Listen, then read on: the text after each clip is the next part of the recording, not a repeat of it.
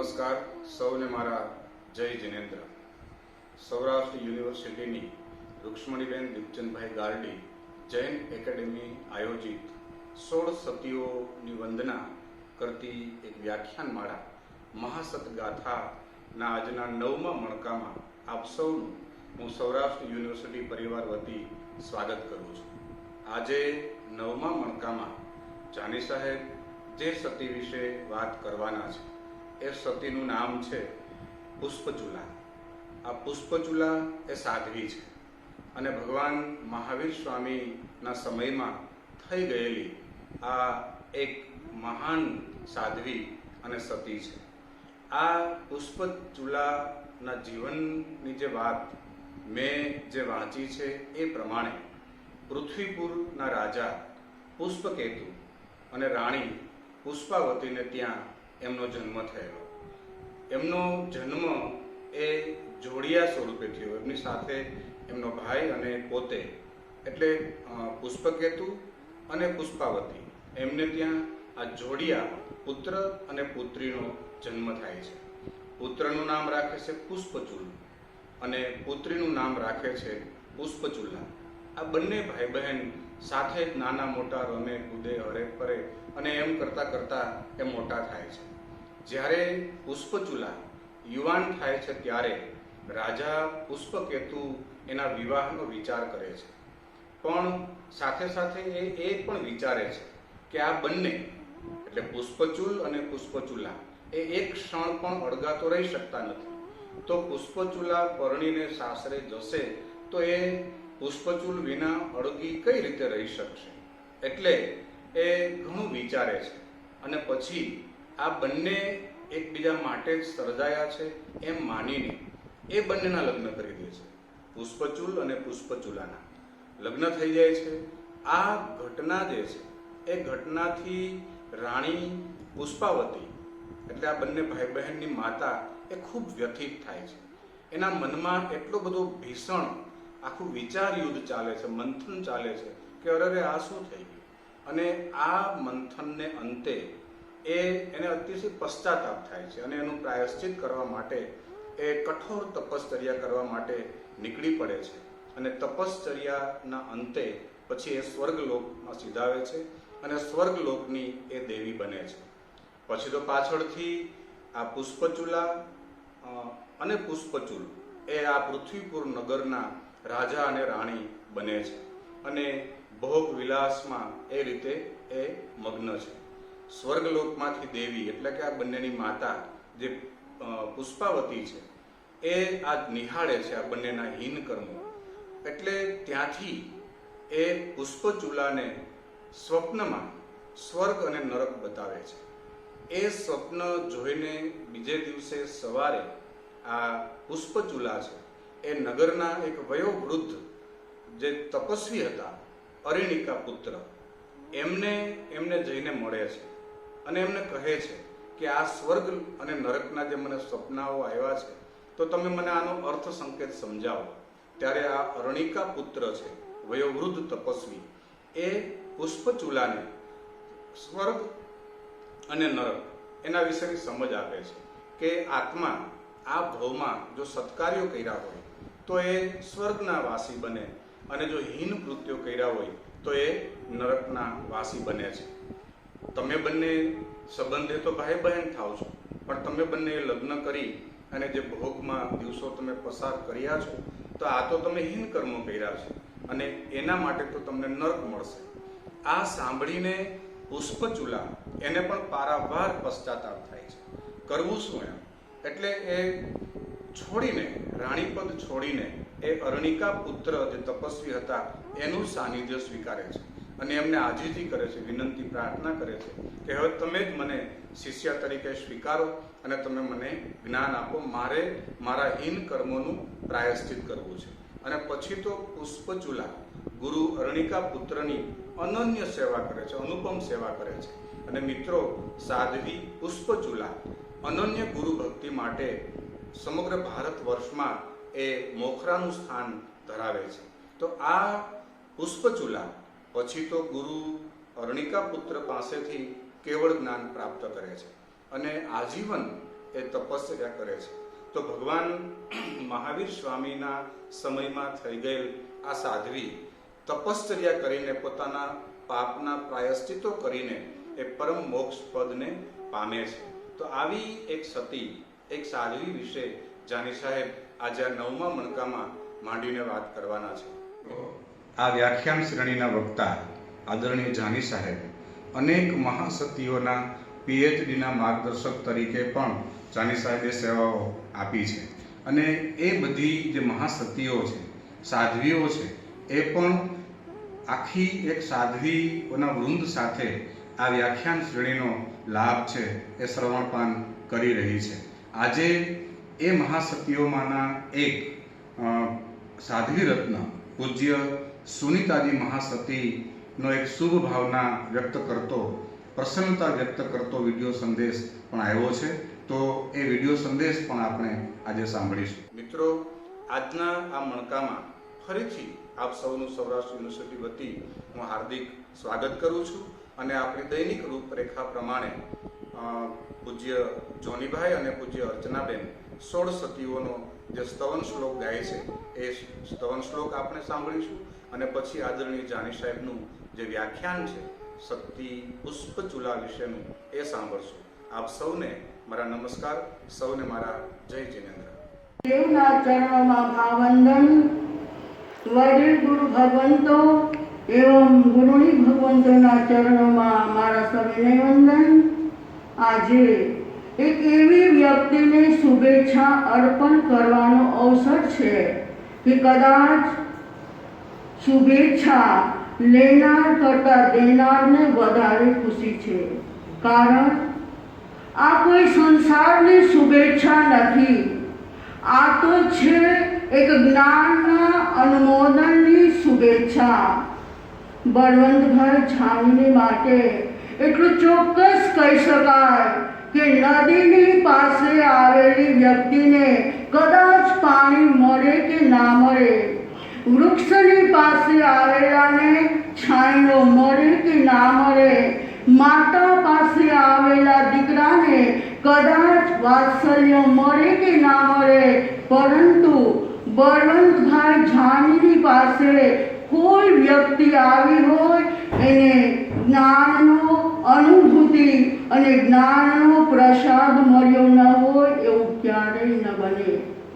બ્રાહ્મણ કુળમાં જન્મેલા એટલે જ્ઞાનનો વારસો તો સાથે લઈને જ આવ્યા હોય, પણ સુગંધમાં સોનામાં સુગંધ ભળે તેમ જૈન ધર્મનો એક વારસો, એક સંસ્કારનો વારસો તેનામાં આવ્યો અને તેનું જ્ઞાન દૈદિપ્યમાન બની ગયું. તેઓ એકવાર કહેતા હતા કે તપ સમ્રાટ ગુરુદેવની સાથે રહેવાનો મને અવસર મળ્યો છે, તેમની કૃપાનું કવચ મારી પાસે છે, તેમના આશીર્વાદનો અમૂલ્ય ખજાનો મારી પાસે છે. મને વિશ્વાસ છે કે તે ખજાનો ક્યારેય ખાલી નહીં થાય. તે ખજાનામાંથી એક એક કણિકા હું પીરસી રહ્યો છું અને એ કણિકા દ્વારા કેટલાયને તમોએ પીએચડી બનાવ્યા અને કેટલાયને જ્ઞાન અભ્યાસની પ્રેરણા આપી. તમે માત્ર કોઈ એક જ્ઞાનની સંસ્થા સાથે જોડાયેલા નથી, પરંતુ તમે સૌરાષ્ટ્ર યુનિવર્સિટીના જૈન એકેડેમીના પ્રણેતા પણ છો. આચાર્ય હેમચંદ્ર યુનિવર્સિટીમાં કેટલાય સાધુ સાધ્વીને ભણાવવા માટેનું તમારું યોગદાન છે અને આવી અનેક નામી અનામી સંસ્થાઓ સાથે તમે જ્ઞાનના સહભાગી બન્યા છો. છેલ્લા 2-3 વર્ષ થયા તમારા મનમાં એક સ્વપ્ન હતું કે જૈન ધર્મની અંદર 16 સતીઓના જીવનને મારે ઉજાગર કરવું છે અને કહેતા આનંદ થાય છે કે આજે તમારું સ્વપ્ન સાકાર બન્યું છે.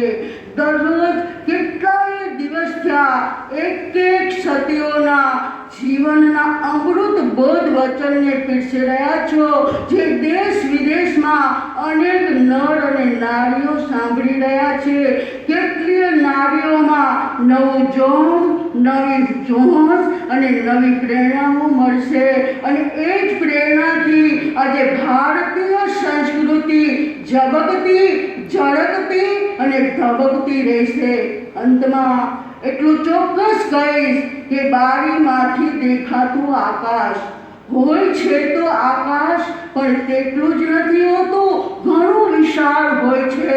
એ જ પ્રમાણે બળવંતભાઈ છાણીનું જીવન જેવું અને જેટલું દેખાય છે તેવું અને તેટલું જ નથી, પરંતુ અનેક વિરાટ ગુણથી વિભૂષિત થયેલ છે. એવા વિરાટ ગુણનો એક વિરાટ વૃક્ષ બને અને તેની છાયડામાં અનેક જ્ઞાન પીપાસુઓ શીતળતાનો અનુભવ કરે. તમારું જ્ઞાન માત્ર તમારા પૂરતું જ ન રહે, પરંતુ અનેક દેશ વિદેશના નર નારીઓના અંતરમાં ગુંજતું અને ગાજતું રહે.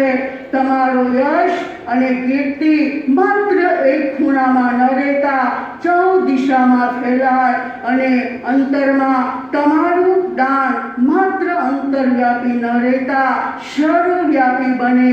એ જ અમારી અંતરની શુભેચ્છા. જય જિનેન્દ્ર, જય ગુરુ. चंदन बालिका भगवती राजीमती द्रौपदी कौशल्या च मृगावती च सुलसा सीता सुभद्रा शिवा कुन्ती शीलवती नलस्य दयिता चूला प्रभावत्यपि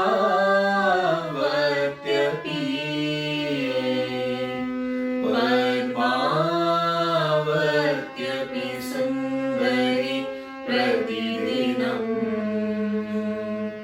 कुर्वन्तु वो मङ्गलम् कुर्वन्तु वो मङ्गलम्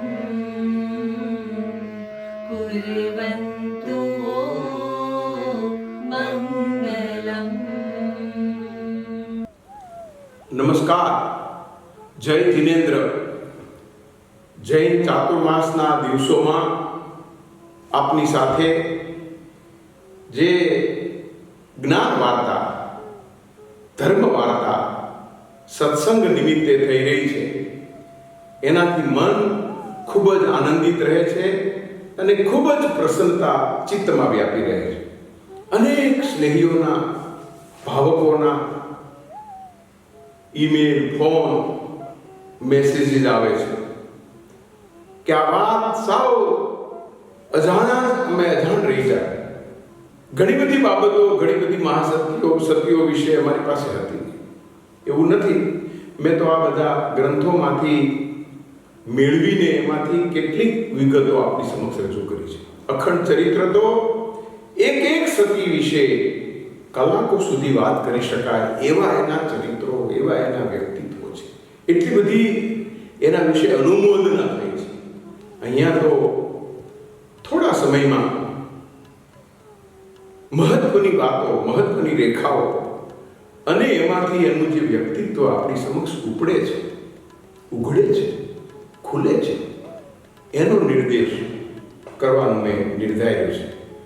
આજે જે સતી સન્નારી, સતી શ્રાવિકા વિશે વાત કરવાની છે એ છે મહા તપસ્વી, નિષ્પાપ, નિષ્કામ વૃત્તિ ધરાવનારા પુષ્પચૂલાજી.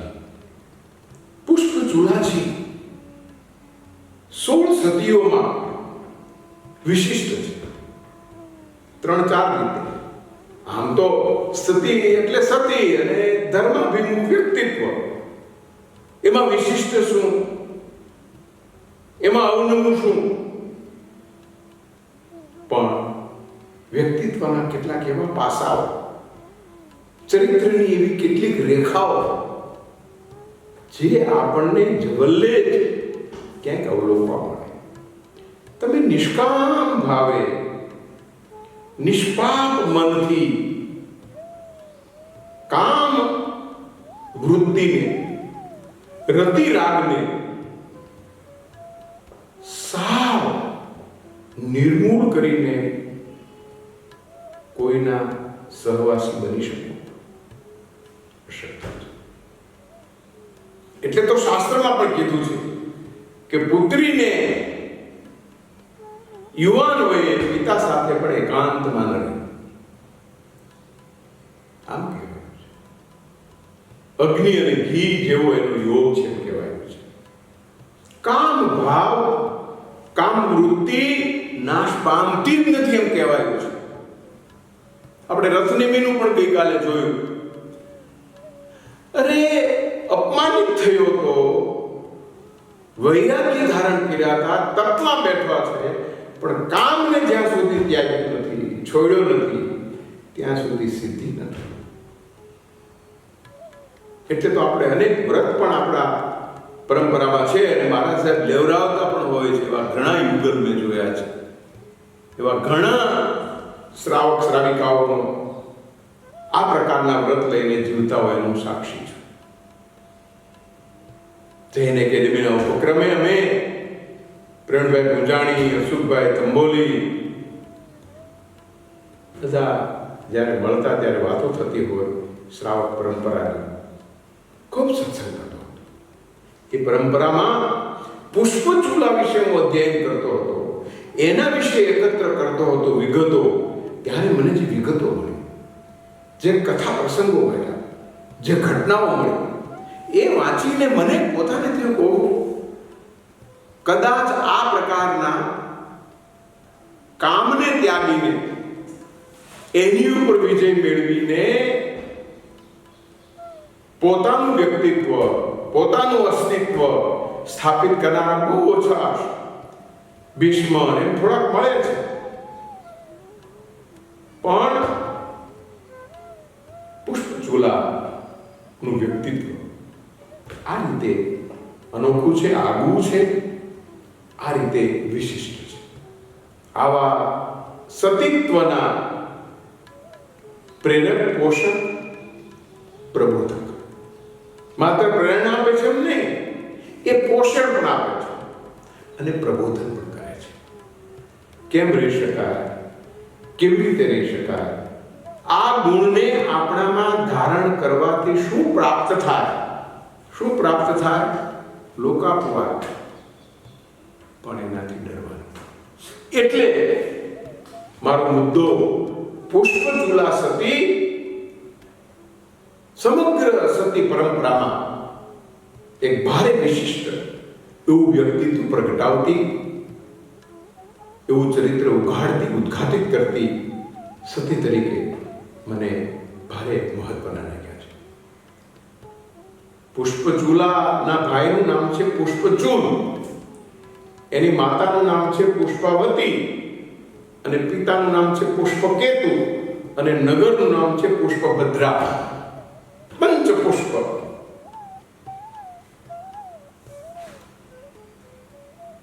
કમળ, અરિષ્ટ નેમિનું ચિહ્ન કમળ છે. 5 પાંખડી વાળું પુષ્પ છે. પુષ્પભદ્રા નામનું નગર, પુષ્પકેતુ નામના રાજા, પુષ્પાવતી નામની એની રાણી, પુષ્પચૂલ અને પુષ્પચૂલા નામના સંતાન. જોડિયા સંતાન છે, ટ્વિન્સ. સાથે ઉછરે છે, સાથે ભણે, ગણે, ફરે, બધા સહોદર છે. પણ એવો સખ્ય ભાવ છે બંને વચ્ચે, ભાઈ બહેન છે, બંધુ ભગીની છે, પણ બંને વચ્ચેનો જે ભાવ છે એમાં જે નિર્દોષ, નિર્દંભ એવું જે વ્યક્તિત્વ છે, એવા સંપન્ન ગુણવાળું વ્યક્તિત્વ, એમ શબ્દ વાપર્યો છે અંદર. નિર્દોષ ભાવથી સંપન્ન વ્યક્તિત્વ, નિર્દોષ ભાવથી સમૃદ્ધ વ્યક્તિત્વ, સહોદર અને સખ્ય ભાવ. યમક માટે નહીં, પણ સૂત્રમાં એ ગાથામાં જે સ સ સ પુનરાવર્ત થાય છે એ હકારાત્મકતા સદગુણના સદભાવના દ્યોતક છે. આમની ભાષા વિશે પણ ઘણું કામ થયું છે આ ગ્રંથોનું. વ્યક્તિત્વ માટે વપરાયેલા વિશેષણો સાર્થક એવું એક મહારાજ સાહેબે કામ કર્યું છે. અમે જ્યારે શ્રીચંદ્ર વિજયજી મહારાજ સાહેબને મળીએ કે પ્રદ્યુમ્ન સુરી મહારાજ સાહેબને કે અહીંયા જ્યારે ચોમાસું હતું ત્યારે મહારાજ સાહેબને મળતા, ત્યારે જમ્મુ વિજયજી મહારાજ સાહેબને મળીએ ત્યારે બધી જ્ઞાન ચર્ચા ખૂબ થતી હતી. રતિલાલજી મહારાજ સાહેબ સાથે પણ ખૂબ જ્ઞાન ચર્ચાઓ થઈ છે.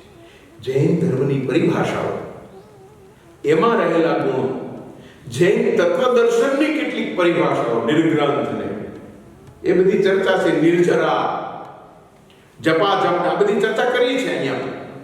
એ ચર્ચાઓ બધી સમય એમની સાથે થતી હતી. જમ્મુ વિજયજી મહારાજ સાહેબનું ચોમાસું હતું, માંડવી ચોક દેરાસરમાં. શશિકાંતભાઈનું સ્મરણ આવે, નિત્ય એમની સાથે મારે સત્સંગ થતો હતો. કારણ કે મારું ત્યારે ભરતેશ્વર બાહુબલી રાસનું સંપાદન થતું હતું અને એણે એડિટ કરેલા આગમો મહાવીર જૈન વિદ્યાલય દ્વારા એની પાસે હતા. એટલે ખૂબ એમને મળીને આ બધા અર્થો કરતો હતો. આ બધા મહારાજ સાહેબોની સેવના થઈ છે મારાથી. એને સેવવાનું બન્યું છે.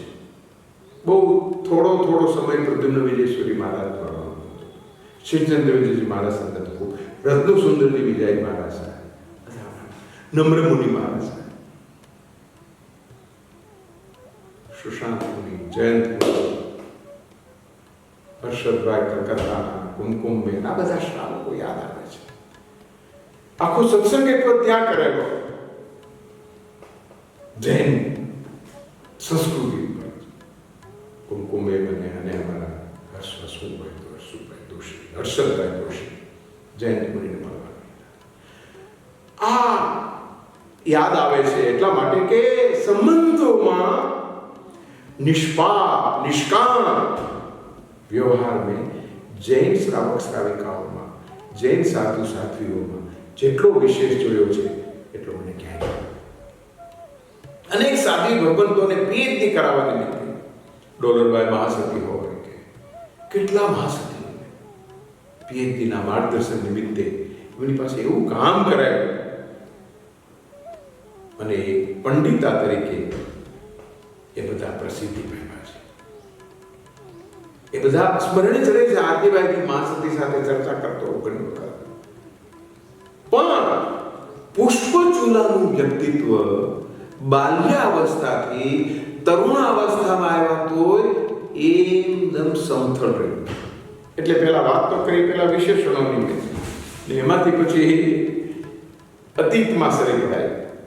પણ મૂળ વસ્તુ આટલી જ છે કે સંપ્રદાયમાં આ નિષ્પાપ નિષ્કામ સ્નેહ, અકારણ સ્નેહ તમારી પર જે વહાવે છે એ તમને એની સાથે જોડી રાખે છે. તો આ પુષ્પચૂલા અને પુષ્પચૂલ યુવા અવસ્થામાં પણ સાથે જ રહે. એનું ક્રીડા સ્થળ એક હોય, એનું પૂજા સ્થળ એક હોય, એનું શયન સ્થળ એક હોય, એનું વિદ્યાભ્યાસ સ્થળ એક હોય, એનું વિહાર સ્થાન એક હોય. છ સ્થાનો: પૂજા સ્થાન, ક્રીડા સ્થાન, ભોજન સ્થાન, વિહાર સ્થાન, વિદ્યાભ્યાસ સ્થાન. 6 સ્થાનકો સાથે જ. અને આ સિવાય 5-7 તો કઈ હોતું નથી. સાથે જ રહે છે, સાથે જ સૂવે છે, સાથે જ બેઠે છે, સાથે જ પૂછે છે.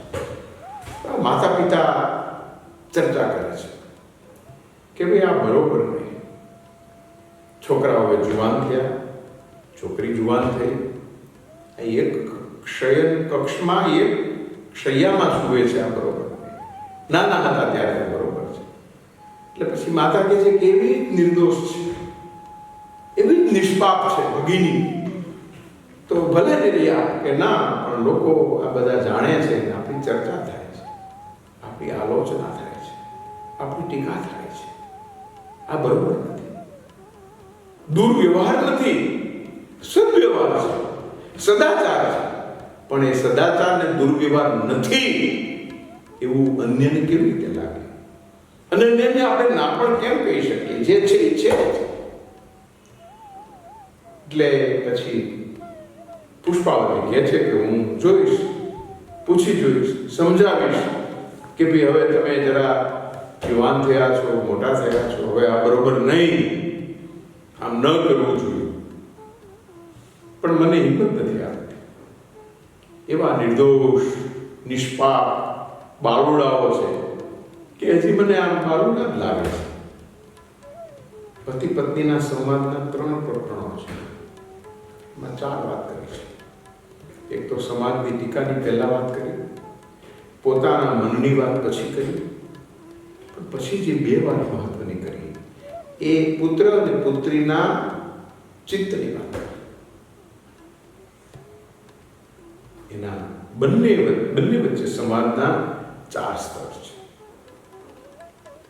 પછી કહે છે કે પુત્ર અને પુત્રી વિશે આપણે બોલીએ છીએ, પણ એને જ પૂછીને એને જ બોલાવવાનું, એને જ કહીએ તો કઈ વાત?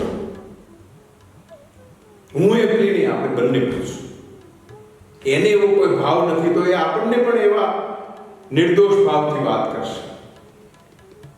પણ પુષ્પાવતીના આગ્રહને સ્વીકાર્યો રાજા. તમે સંયમી છો, વ્રતધારી છો, ધર્માભિમુખ છો, છતાંય સમાજના ધોરણોથી મુક્ત નથી. દીકરા દીકરી આવી વાત કરે, મારે ક્યાં સાંભળવી? આવું ક્યાં પૂછવું? મારે તું જ પૂછ, તું જ ચર્ચા કર. મા તરીકે તો કે પિતા તરીકે તમે ચર્ચા કે ના, આવું નક્કી કરે છે. અને પુષ્પાવતી શિવા સાથે સંવાદ કરે છે. પછી નક્કી કરે છે કે હું વાત કરું પણ તમે રહ્યો તો ખરા, તમને ખ્યાલ આવે શું વાત થઈ છે? કે ભલે. એટલે પુત્રીને પેલા પૂછવામાં આવ્યું છે કે બેન, હવે તું મોટી થઈ, વય લબ્ધા એવું વિશેષણ, તને વય પ્રાપ્ત થઈ છે. તારા શારીરિક ગુણો, તારા મનના સંચલનો અને તારી દૈહિક ક્રિયાઓ ઉપર તારો અધિકાર હવે નહીં. બહુ સરસ. સૂક્ષ્મ સૂત્રો, એક સૂત્રની અંદર કેટલું બધું કહી દીધું. તારો આ દેહ જે રીતે હવે ઉઘડી રહ્યો છે એની ઉપર તારો અધિકાર નથી. તારા મનમાં જે હવે આવેગો આ કારણે ઊભા થશે એની ઉપર તારો અધિકાર નથી. અને પછી સરસ એ આવેગો અને આ અંગ ઉપાંગને કારણે તું જે વ્યવહાર કરવા તરફ મજબૂર બનીશ, વ્યવહાર કરવા વળીશ, એની ઉપર પણ તારો અધિકાર નથી. તો બેન, અંગત રીતે અમને એમ લાગે છે કે હવે તારે તારા અલગ કક્ષમાં તારી રીતે તારે ગોઠવવું છે. તારું ધર્મ કાર્ય પણ તારે આ પૂજા તારી રીતે કરવાનું. એક પાત્રમાં જમતા હોય છે. મેં કીધું ક્રીડા સ્થાન, ભોજન સ્થાન બધું એક હતું. શયન સ્થાન આ બધું બરોબર નથી. કે ના, અમે તો ભાઈ બહેન છીએ અને અમારા વચ્ચે જે સંબંધ છે, સ્નેહ, બંધુ ભગીની, એ ઉલટાનો અત્યારે વધારે દ્રઢ થાય છે. અમારા મનમાં આવી કોઈ વાસના ભાવ તમે જે કહો છો, હૃદય ક્રીડા ભાવ તમે જે કહો છો, એ ઉઠતા નથી. અમે એને મારી શક્યા છીએ અને અમે ધર્માભિમુખ છીએ. આ સંવાદ એ જૈન શ્રાવક શ્રાવિકા પરંપરાનો ઉત્તમ સંવાદ છે. એક શ્રાવિકા ધર્માનુરાગી થઈને કેટલી પવિત્ર રહી શકે, કેટલા પવિત્ર ભાવને ઉદ્ઘાટિત કરી શકે અને કેવા ભાવને ડામી શકે, એનું પ્રત્યક્ષ ઉદાહરણ પુષ્પચૂલા સતી છે. અશક્ય નથી, અસંભવ નથી, આમ રહી શકાય. આવું વ્રત કરવા આપણને પ્રેરે, આવા આચરણ તરફ આપણને વાળે એવું વ્યક્તિત્વ, સતીત્વ પુષ્પચૂલાનું છે. એ માને અત્યંત વિનમ્ર ભાવે, સવિનય, સાદર એ માતાને પોતાનો મનમાં જે ભાવ છે, મનમાં જે વૃત્તિ છે એ પ્રગટ કરે છે.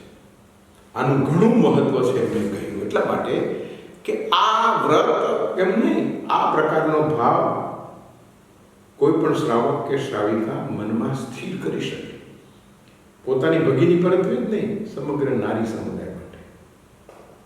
એક પત્ની વ્રતા કે એક પતિવ્રતા શ્રાવક આવા ભાવો ધારણ કરીને પત્ની સાથે પતિ કે પતિ સાથે પત્ની પણ આવા ભાવ ધારણ કરીને રહી શકે.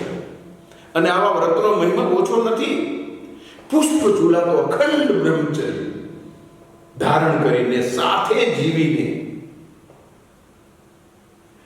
જે પરંપરાથી ચાલી આવતી સમજણ છે એને ખોટી પાડનારા એક આદર્શ બંધુ ભગીની છે, આદર્શ સતી પુષ્પચૂલા છે. એટલે માતા સાથેનો સંવાદ ખૂબ ચાલ્યો છે.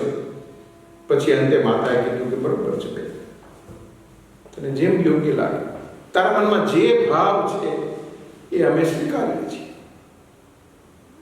અમે ભાઈને તરત રાજા પુષ્પચૂલ સાથે સંવાદ સ્થાપે છે કે ભાઈ, તું યુવાન થયો, ધીરે ધીરે ધીરે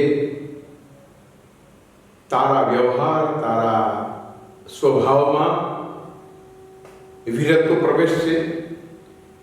તારે રાજ્ય કારભાર ચલાવવાનો છે, તારે અડગ બનવું પડશે. બહેનની સાથે કોમર્સ, કરુણ ભાવ, કરુણા દર્શન એના તરફ બહુ વળવાનું નથી. હવે તું થોડો દ્રઢ મનોબળ વાળો થા અને કાલ સવારે તને પરણાવવું પડશે. એટલે તું હવે ભગીની સહવાસ છોડીને થોડો એકલો પડ, થોડા આ ગુણ કેળવ અને એ રીતે તું વિકાસ પામ એવું હું ઈચ્છું છું. અને એવો વ્યવહાર તારે સમાજના સંદર્ભે પણ ધારણ કરવો પડે, રાજ્ય ધોરા સંભાળવાની છે એટલે પણ ધારણ કરવો પડે, અને તું પુરુષ છો એટલે પણ ધારણ કરવો પડે. આ બધી ચર્ચાઓ એટલી સકારણ, એટલી તાત્વિક છે. વાંચીએ ત્યારે ખ્યાલ આવે કે પુષ્પચૂલાના ચરિત્ર સંદર્ભે જે સંવાદ પરસ્પર પુત્ર સાથે, પુત્રી સાથે, સમાજ સાથે જે થયા છે એ આખી સામાજિક ચેતનાના પરિબળોને ઉદ્ઘાટિત કરનારા છે.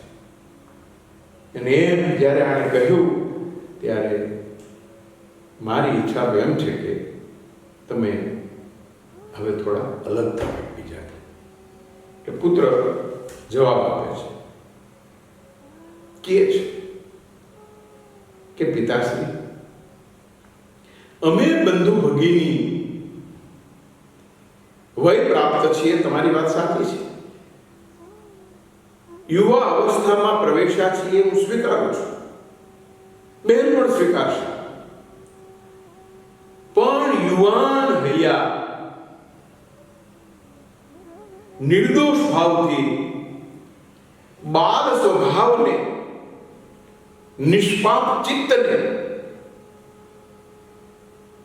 જીવંત રાખીને એ અવસ્થામાં ન રહી શકે. શું તપના બળે અમે આમાં વિજયી થવા માંગીએ છીએ અને આ માર્ગે જ રહેવા માંગીએ છીએ.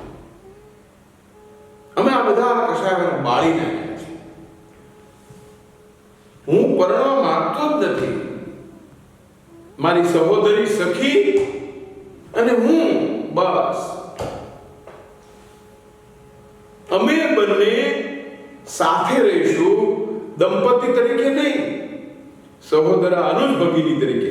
અને કદાચ સંતાન ન થાય, હું પરણીને ન કરું કે બેન પરણીને ન કરે, તો નિસંતાન બંધુ ભગીની સાથે ન રહી શકે શું? એક નવો જ ખ્યાલ, એક નવો જ મુદ્દો રજૂ કરી રહ્યા છે પુષ્પચૂડ.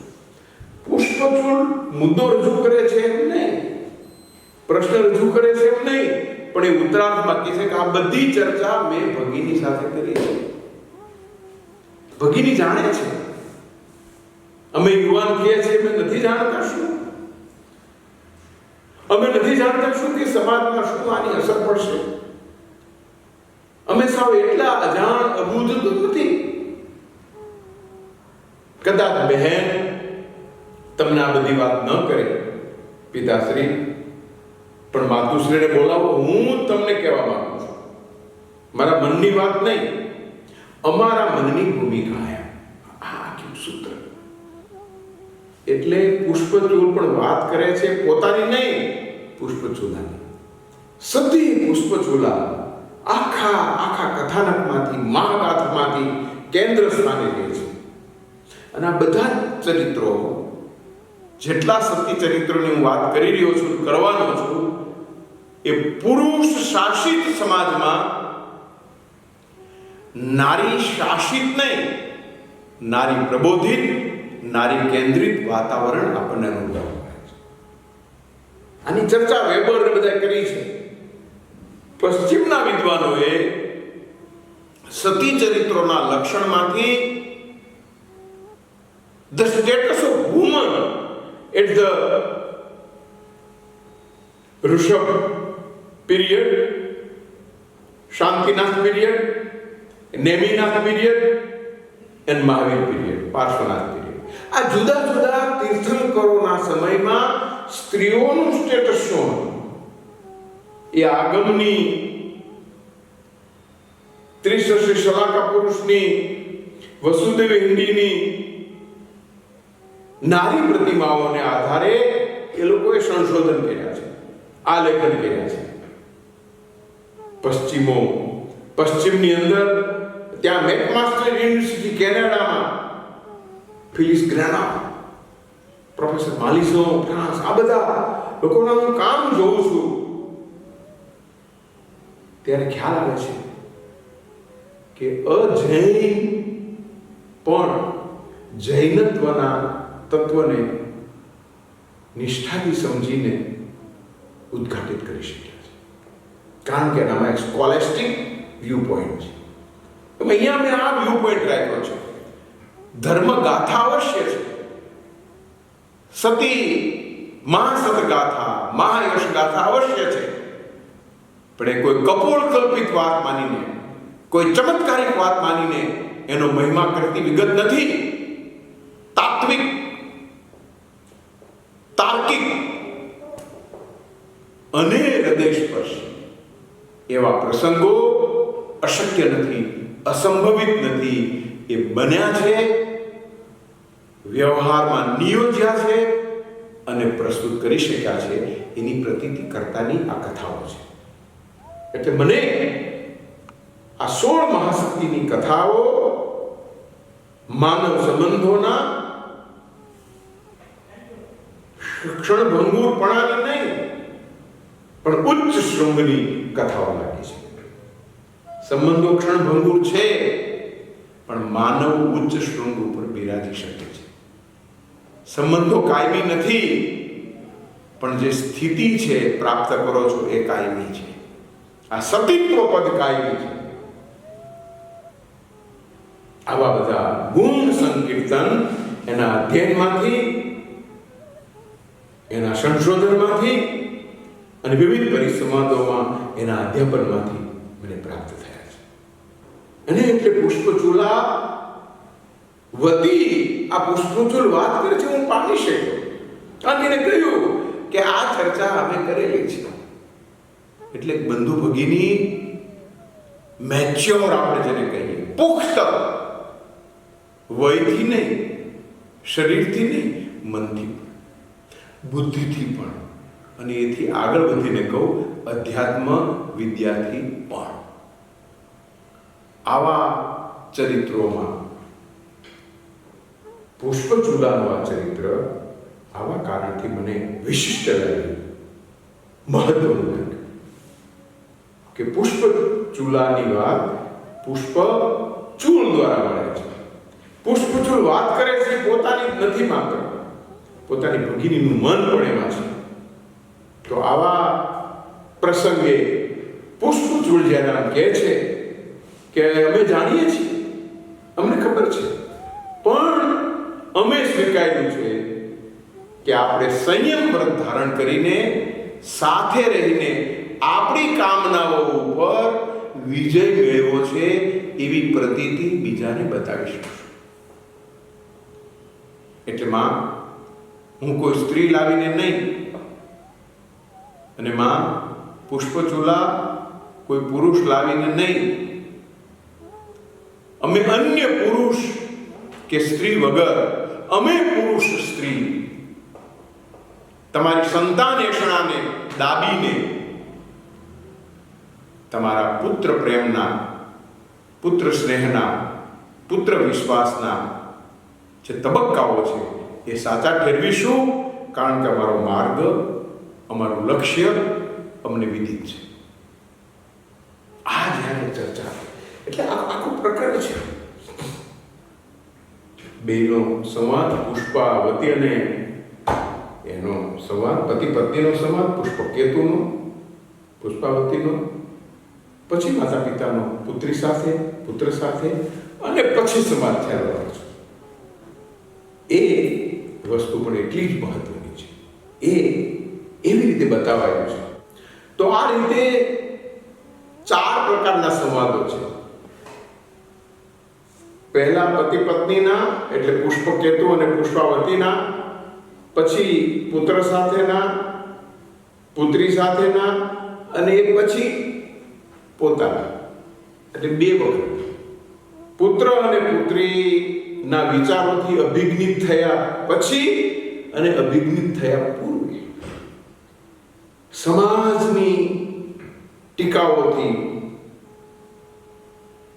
પોતાના મનમાં પડેલા ખ્યાલોથી, પુત્ર પુત્રી વિશે જે વિચાર ધારણ કર્યો હતો એનાથી જુદો જ આગવો દ્રષ્ટિકોણ પુત્ર પુત્રી સાથે ચર્ચામાંથી એને પ્રાપ્ત થયો છે.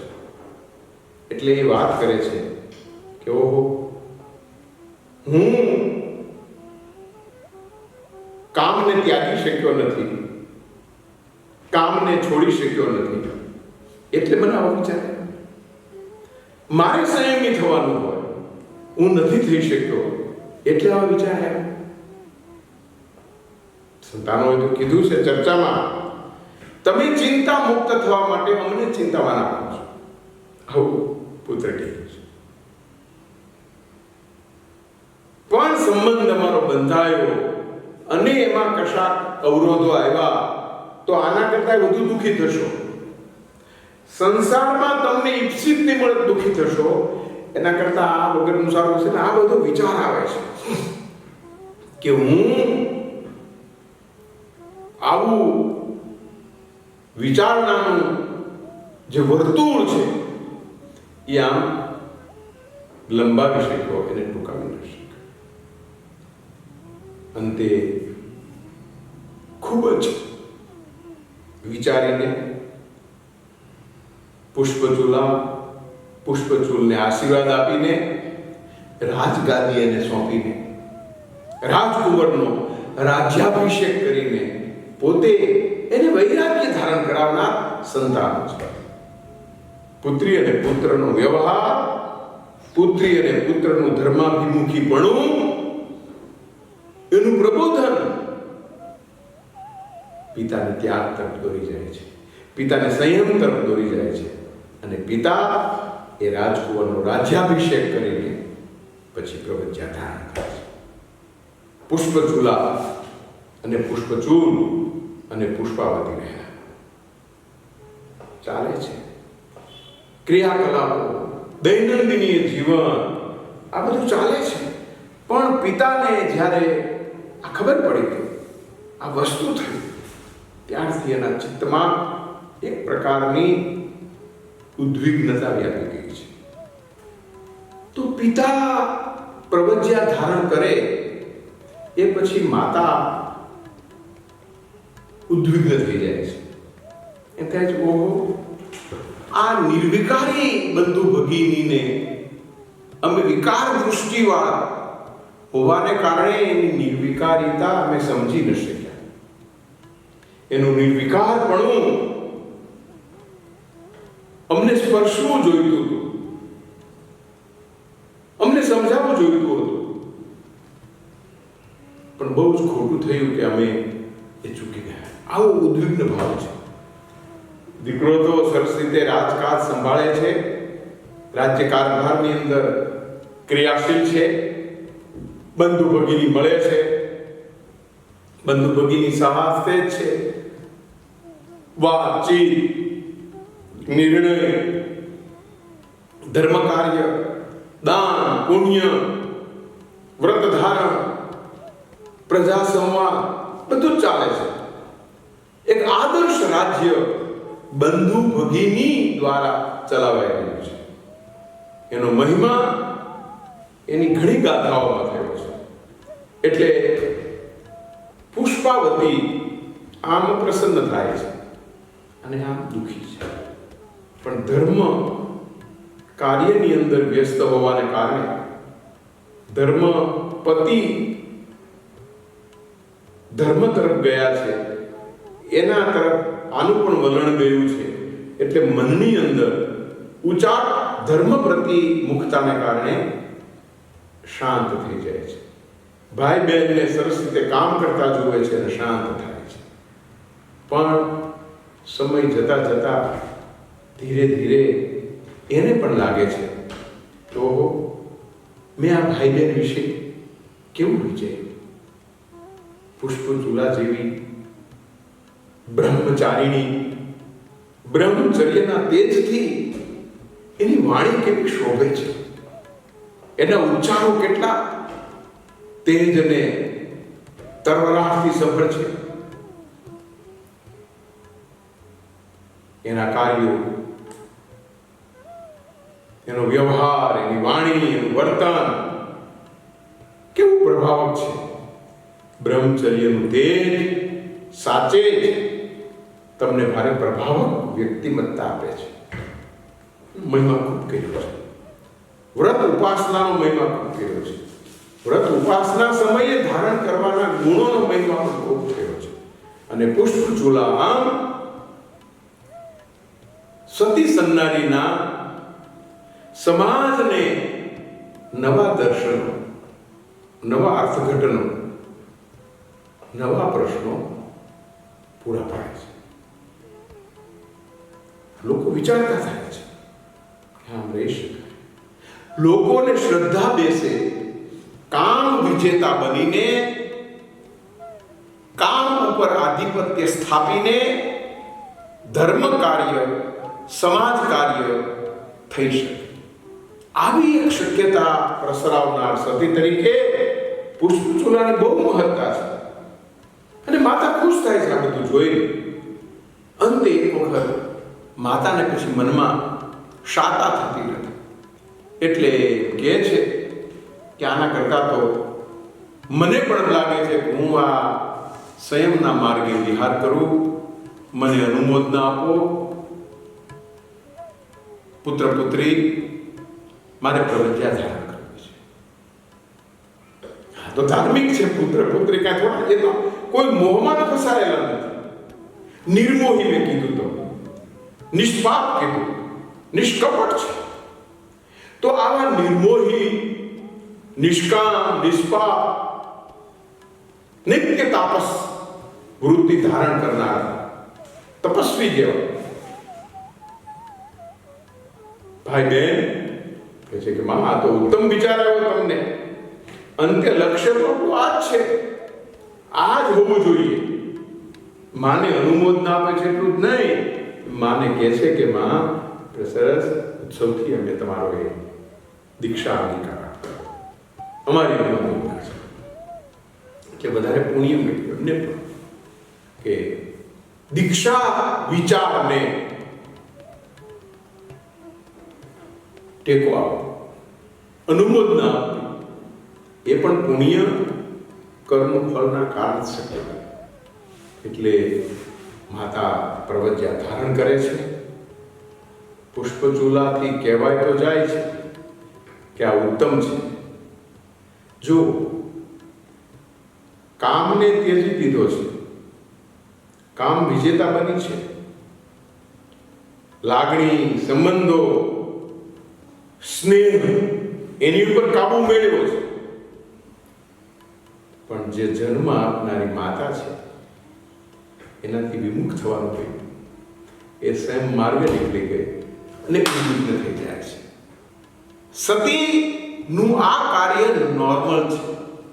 આવું ન થયું તો એ અબનોર્મલ ગણાય. ભાઈ બહેન તરીકે સાથે રહેવું એ અબનોર્મલ પણ નથી, પણ પોતાની જન્મદાત્રી માં જો ત્યાગ કરીને અંતે પ્રવજ્યા ધારણ કરે ત્યારે દુઃખ ન થાય એવું બને જ નહીં.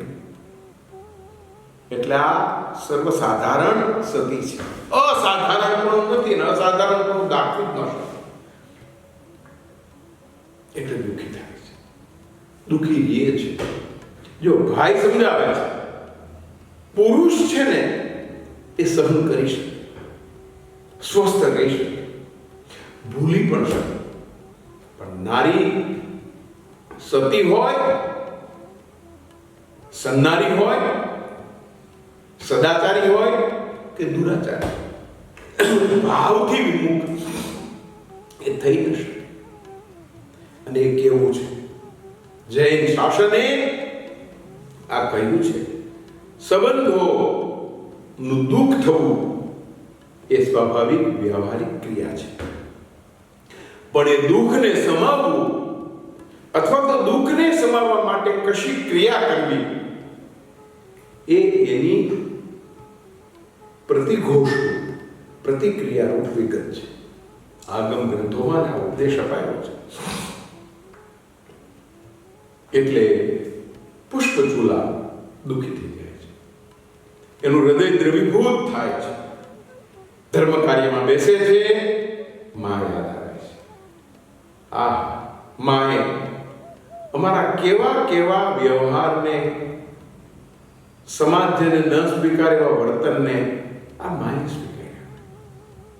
એમાં તું વિશાળ હૃદય છું, તારા ગુણોનો ભંડાર, તારા વ્યક્તિત્વનો ખજાનો અમારી સમૃદ્ધિ છે. મને પણ હવે આ બધું ખારું લાગે છે. હું જાણું છું બંધુને હું એકલો ન મૂકી શકું, એનાથી છૂટી ન પડી શકું, કારણ કે મારે આશ્રિત છે ને હું એને આશ્રિત છું. પરસ્પર આશ્રિત બંધુ ભગીની પુષ્પચૂલા પુષ્પચૂલ એવું એક લેખ પણ છે. પરસ્પર આશ્રિત છે. એક સતી આ જીવન કોઈની આશ્રિત હોવા છતાં સતી હોય એવા દૃષ્ટાંતો ખૂબ મળે છે. પણ આશ્રિતામાંથી મુક્તિ મેળવીને, સંબંધને સ્વીકારીને, સંબંધને સ્થિર રાખીને સતી પદ માત્ર ને માત્ર પુષ્પચૂલાએ મેળવ્યું છે. કેવી રીતે? એ એની ઉત્તરાર્ધની કથામાં. એટલે ભાઈ પછી પૂછે છે કે બેન, તો હમણાં કઈ ખાતી પીતી નથી કે કઈ અનશન શરૂ કર્યા છે? ખબર નથી. કેમ ઉદ્વિગ્ન, ચિંતાગ્રસ્ત જણાશ? તો કે ના, કઈ કશું જ નથી, માત્ર સહજ છે ને, કારણ કે એવી રીતે જ રહ્યા છે સાથે. માતૃ વિરહ, માતાના રૂપને, એના ગુણ સંકીર્તનને સંભાળીને હું વધારે દુઃખી થાઉં છું, પીડા અનુભવું છું. ઓહો, આપને એની ભાવનાઓ ઉપર કેવો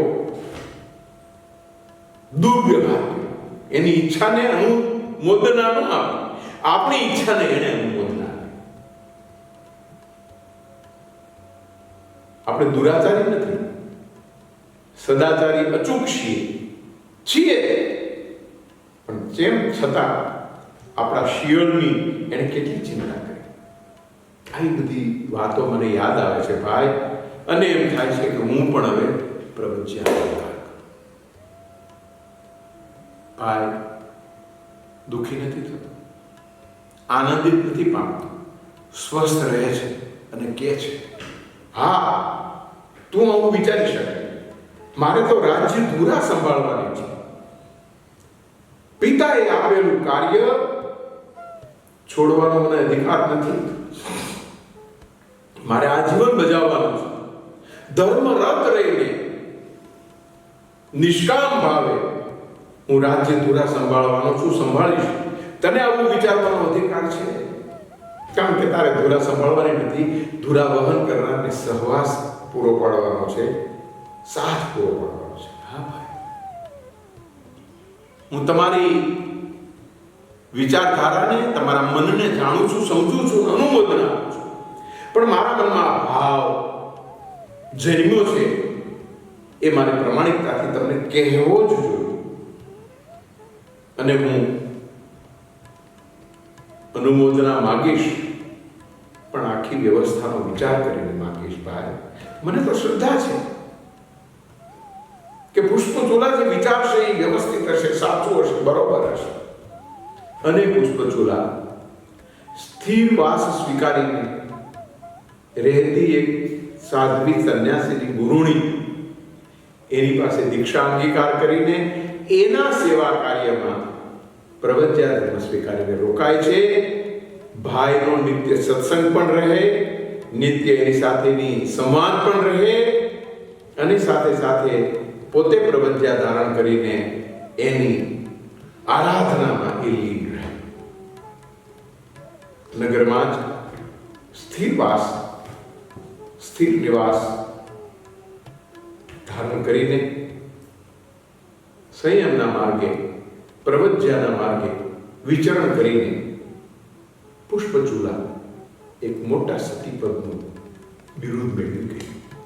એને ત્યાગીને ભોગવ્યું એમ નહીં, ત્યાગીને ત્યાગ્યું. ત્યાગ કર્યો અને ત્યાગ ભોગવો પણ કર્યો. બંધુનો ત્યાગ કર્યો પણ બંધુનું સખ્ય ભોગ્યું.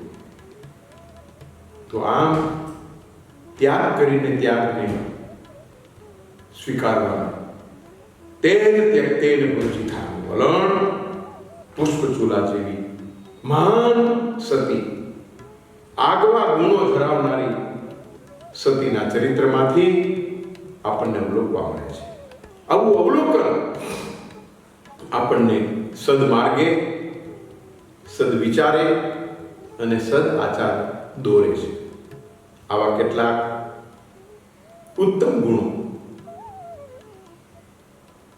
શાશ્વત સનાતન મૂલ્યો આ નિમિત્તે વિચારવાના થયા. એને વ્યવહારમાં નિયોજનારા વિશે વિચારવાનું થયું. એની પ્રસન્નતા સાથે પુષ્પચૂલાને વંદના કરીને આજના આ મહાગાથાના ગુણ સંકીર્તનના ધર્મલાભને અહીંયા વિરામ આપીએ છીએ. નમસ્કાર.